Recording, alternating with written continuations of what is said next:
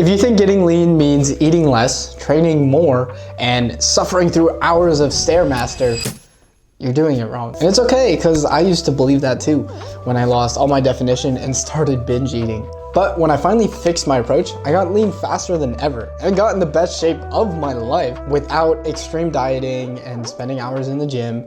And in this video, I'm gonna break down exactly how you can do the same. At the end of 2022, I was in decent shape, but then COVID hit. And at the time I was in China, so the lockdown was super strict.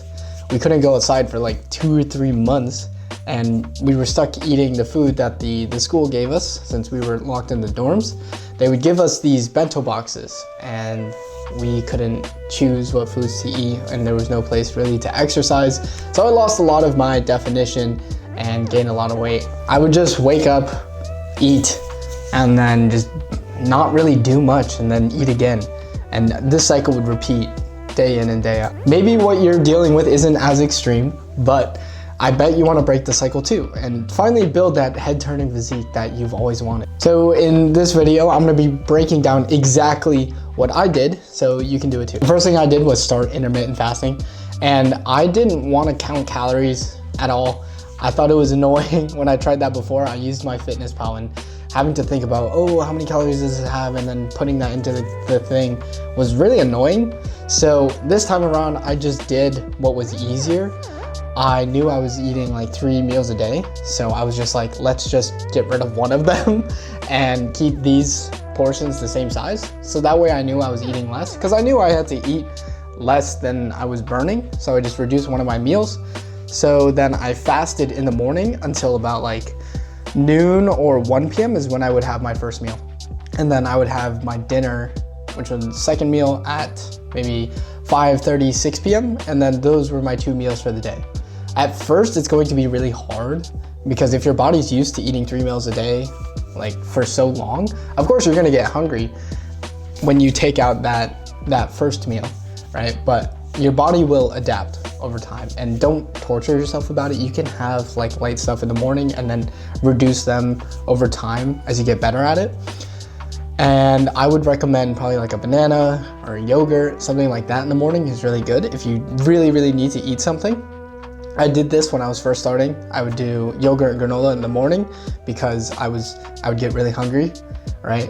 And then over time, I would just kind of reduce the portion size of that, and then I was able to cut it out completely.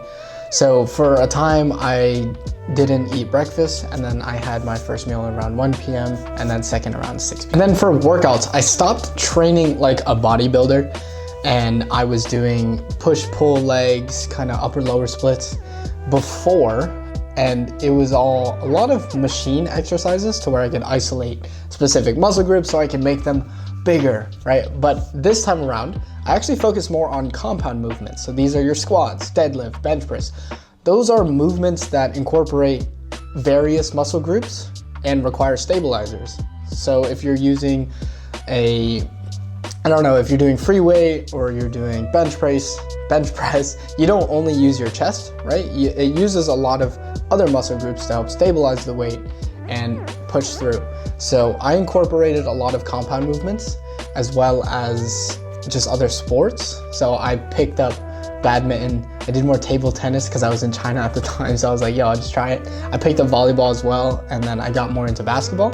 So I was playing sports kind of for active recovery and just because I enjoyed it. So then when I did the training in the gym, it was more athletic performance focus, sorry. So that's why I did a lot of compound movements. I did plyos exercises and all that sort of thing. And those I found are, 1, more enjoyable, and 2, they enhanced my athletic performance, which I thought was great because I like playing sports. And I didn't want to just get as big as possible, right?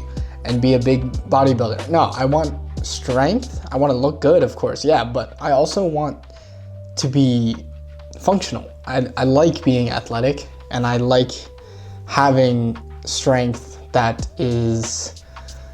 can be used for other sports and other physical activities rather than just be as big as possible, right?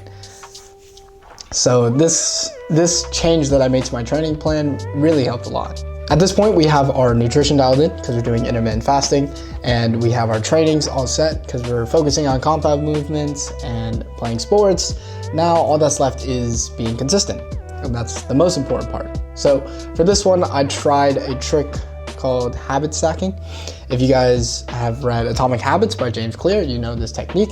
And this has allowed me to have kind of discipline on autopilot.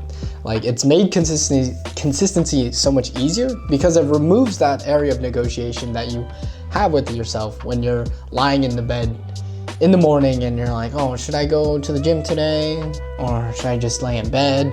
It gets rid of that negotiation period, and that's what kind of stops people from going in and staying consistent. It's because they have that time to overthink and they end up never taking action. So what I did was I paired workouts or nutrition or anything that I was really struggling with something that I was already doing.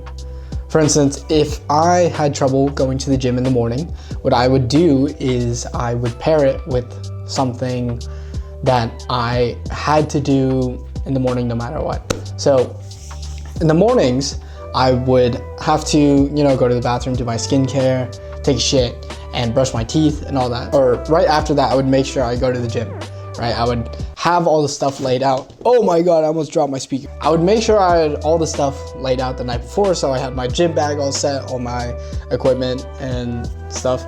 And then I laid my clothes out, so it's right in front of me.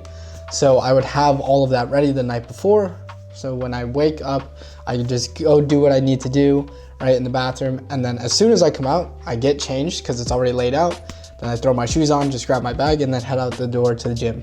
That way I know exactly what to do. There's no guesswork, and I pair it with something I already have to do. And that is habit stacking. And that's pretty much it. I don't like to overcomplicate things, right? You have your nutrition, training, and then be consistent. That's it, really. I think the problem with fitness online is it's overcomplicated.